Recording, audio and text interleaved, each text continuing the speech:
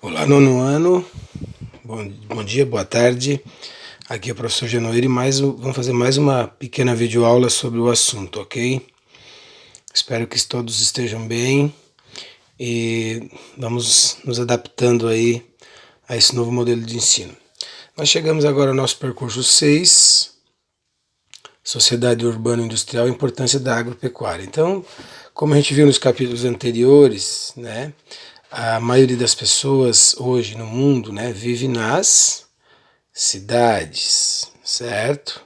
Nas cidades, que a gente chama então de urbanização, tá? Urbanização, certo? Então, as pessoas morando nas cidades, tá? Em grande quantidade, né?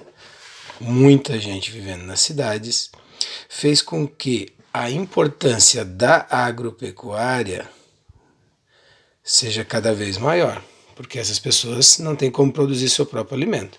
Então tem um gráfico aqui mostrando, tá, como aumentou a produção agrícola de 1960 até 2014 até 2020. Olha como vem aumentando por essa necessidade aqui, né, de milhares e milhares, milhões e milhões de pessoas morando nas cidades.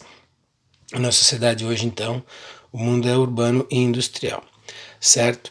A partir da década de 50, então a gente tem uma mudança que a gente em geografia conhece como Revolução Verde, que é um aumento muito grande, Revolução Verde, né?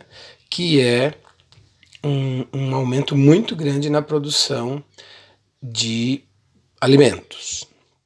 Então, na década de 60, 70, né, novas sementes, defensivos agrícolas, produção em grande escala, usando maquinário. Então, isso aconteceu a partir da década de 60, a gente chama de Revolução Verde, e a parte da agricultura mais familiar foi ficando um pouquinho para trás. Isso tem um ponto negativo e um ponto positivo. Vamos entender isso aí então. Todos os produtos do mundo, como soja, como minério, como petróleo, né, como milho, como carne, produtos geralmente in natura ou que passaram por um processo de industrialização bem pequeno, esses produtos que são vendidos no mundo inteiro, eles são conhecidos como commodities, né, que está aqui, tá?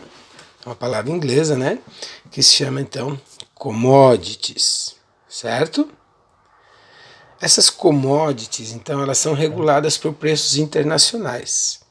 Então, toda a soja, carne, milho, minério, né, e todos os outros produtos que estão in natura, né, natural, sem transformação, ou com pouca transformação, por exemplo, pegar a soja e transformar em óleo, né, ou pegar o boi, né, o gado, e transformar em alguns tipos de carnes, né, e proteínas, isso aí são commodities.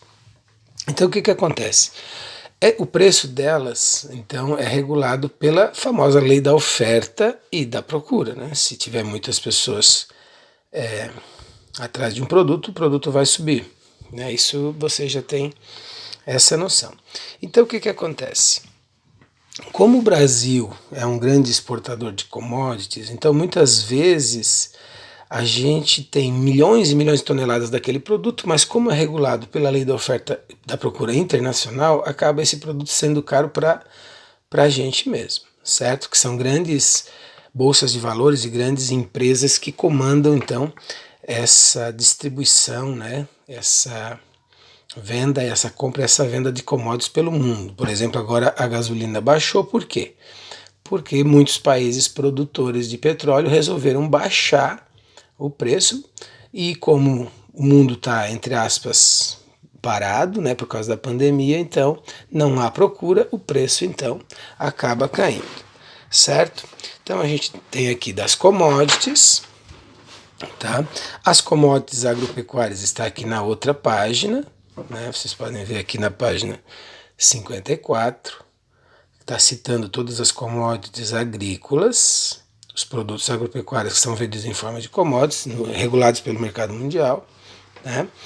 Aí vem a questão de será que essa produção toda, esses alimentos todos, esses bilhões de toneladas de comida produzidos chegam, né, para todo mundo, chega, né, para satisfazer as necessidades da população, aí que vem a questão da fome, né? Milhares de pessoas no mundo, então, acabam ainda passando fome.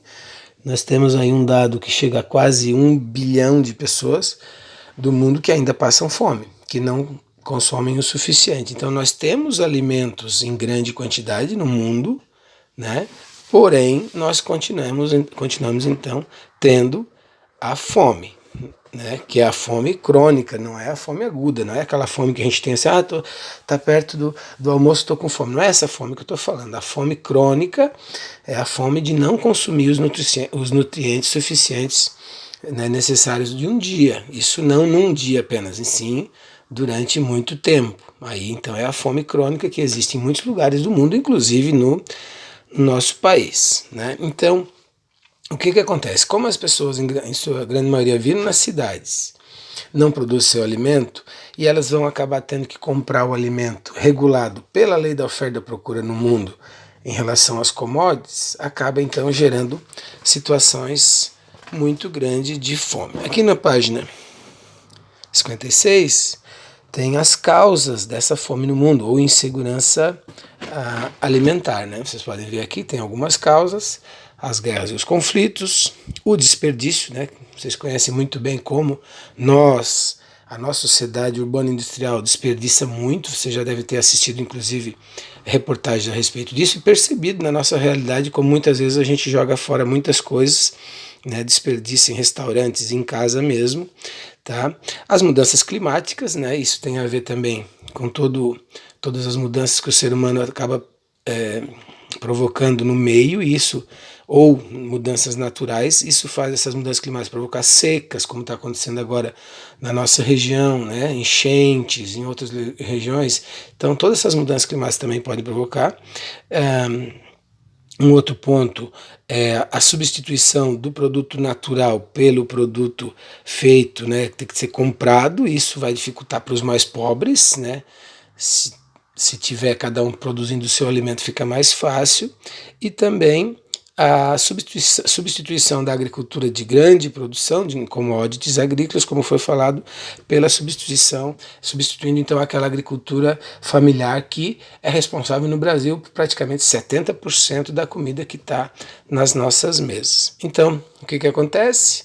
Temos alimento no Brasil, muito, vendemos muito em forma de commodities, temos muito alimento no mundo, porém temos praticamente ainda 1 bilhão, né, das 7 bilhões de pessoas do mundo, mais ou menos, temos 1 bilhão de pessoas que não consomem o suficiente, ou seja, passam fome crônica.